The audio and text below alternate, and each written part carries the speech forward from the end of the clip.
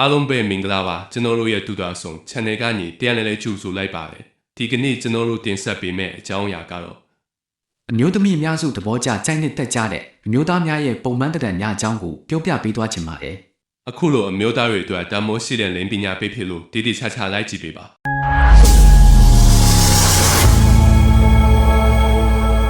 ဒီဘက်ခေတ်အမျိုးသမီးအများစုနဲ့အရင်ခေတ်ကအမျိုးသမီးအများစုရဲ့အမျိုးသားတစ်ယောက်ကိုသဘောကျကြိုက်နှစ်သက်ပုံချင်းကလုံးဝမတူတော့ပါဘူးအခုလိုမတူရတဲ့အကြောင်းရင်းကခွဲခြားရခတ်ပါတယ်အမှန်ဆိုရင်ဒီဘက်ခေတ်ယောက်ျားလေးနဲ့အရင်ခေတ်ကယောက်ျားလေးကဘာများကွာခြားသွားလို့လဲကိုယ်ခန္ဓာတိဆောက်ပုံချင်းကအတူတူပဲလေနော်ဘာကြောင့်ကြိုက်နှစ်သက်ပုံချင်းမတူရတာလဲဒါဟာစဉ်းစားစရာပဲဒါဆိုခေတ်ရည်စီးကြောင်းများကြောင့်လားဟုတ်ပါတယ်အခုလိုအမျိုးသားတစ်ယောက်ကိုအမျိုးသမီးအများစုကသဘောကျကြိုက်နှစ်သက်ပုံချင်းမတူကြတော့တာကခေတ်ရည်ရည်စီးကြောင်းကြောင့်ပါဒီဘက်ခေတ်အမျိုးသားနဲ့အရင်ခေတ်ကအမျိုးသားတွေရဲ့မတူညီကွဲပြားမှုတွေမှာကောင်းကျိုးတွေလည်းရှိတယ်လို့ဆိုးကျိုးများလည်းရှိပါတယ်အခုလိုကောင်းကျိုးဆိုးကျိုးကိုဒီဗီဒီယိုရဲ့အဆုံးမှာထည့်ပြောပြထားတာမို့လို့ဒီဗီဒီယိုကိုအဆုံးထိကြည့်ပေးဖို့တောင်းဆိုချင်ပါတယ်ဒီဘက်ခေတ်အမျိုးသမီးအများစုသဘောကျကြိုက်နှစ်သက်ကြတဲ့ယောက်ျားလေးများရဲ့ပုံစံကတော့အသားညိုတဲ့ယောက်ျားလေးများကိုအမျိုးသမီးအယောက်တရာမှ69ယောက်ကသဘောကျကြပါတယ်နောက်ပြီးတော့အယမ်းမြင့်တဲ့ယောက်ျားလေးများကိုပိုနှစ်သက်ကြပါလေအယမ်းလဲမပိတ်အယမ်းလဲမဝပဲကိုခန္ဓာပြည့်ပြည့်လေးရှိတဲ့အမျိုးသားများကိုပိုသဘောကျကြပါလေစပင်းဆိုရင်လည်းတဘာဝအတိုင်းလက်မောင်နေပြီးတန်တန်ရရဖြီးလိန်ထားတဲ့အမျိုးသားများကိုပိုနှစ်သက်ကြပါလေမင်းဒီဘက်ခေတ်စော်ကိုလိုချင်နေဆိုရင်ရောင်လို့တော့စပင်းကိုကာလာတော့မဆိုလိုက်မိစေနဲ့ဘာဖြစ်လို့လဲဆိုတော့ဒီဘက်ခေတ်အမျိုးသမီးတွေကယောက်ျားလေးတကူတော်တော်လေးကိုစကားနဲ့စစ်ချတယ်လို့လေးလာဆန်းစစ်ကြရပါတယ်။ဘာကြောင့်လဲဆိုတော့အခုခေတ်ယောက်ျားလေးတွေကိုမင်းမြင်တဲ့အတိုင်းပဲလေအပြင်ပန်ကြည့်ုံနဲ့အပုံမှန်မသိရဘူးလေ။နောက်ပြီးတော့စကားများတဲ့အမျိုးသားထက်စကားနဲ့တဲ့အမျိုးသားတွေကိုပိုနှစ်သက်ကြပါတယ်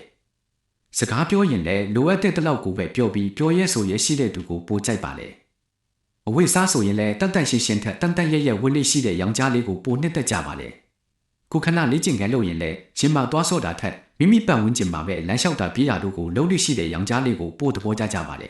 ။နောက်ပြီးဘယ်မျိုးသမီးကိုမဆိုကျင်ကျင်နာနာဆက်ဆံတတ်တဲ့သူမျိုးကိုပို့ကြိုက်ပါလေ။တိရစ္ဆာန်လေးတွေကိုချစ်တတ်တဲ့သူမျိုးကိုပို့သဘောကျပါလေ။တန်တန်ပြန့်ပြန့်နေတဲ့ယောက်ျားလေးထက်တန်တန်ရဲရဲနေတတ်တဲ့ယောက်ျားလေးကိုပို့ကြိုက်ကြပါလေ။နှက်ခမ်းမွေးမုတ်စိမ်မွေးရှိတဲ့ယောက်ျားလေးကိုအမျိုးသမီးအယောက်100မှအယောက်80ကပို့သဘောကျကြပါလေ။ဆူးရှပြီးညိုအားပြင်းပြင်းနဲ့စိုက်ကြည့်တတ်တဲ့အမျိုးသားများကိုသဘောကျကြပါတယ်။ဘီယာတောက်တတ်တဲ့အမျိုးသားများကိုပိုနှစ်သက်တယ်ဆိုပေမဲ့ဘီယာဘိုက်ကိုမနစ်သက်ပဲတဘာဝအတိုင်းဘိုက်ချက်နေတာကိုတော့ပိုသဘောကျကြပါတယ်။စလစ်တောက်နေတာထက်ဘေးစ်တောက်နေတာကိုပိုသဘောကျကြပါတယ်။ဘလောက်ပဲခန့်တီတီနေပါစေသူနဲ့တွေ့လိုက်တိုင်းပြုံပြတတ်တဲ့ယောက်ျားလေးမျိုးကိုပိုသဘောကျပါတယ်။ကုန်းစားနေတာထက်ပီကေလေးဝါနေတာကိုပိုသဘောကျကြပါတယ်။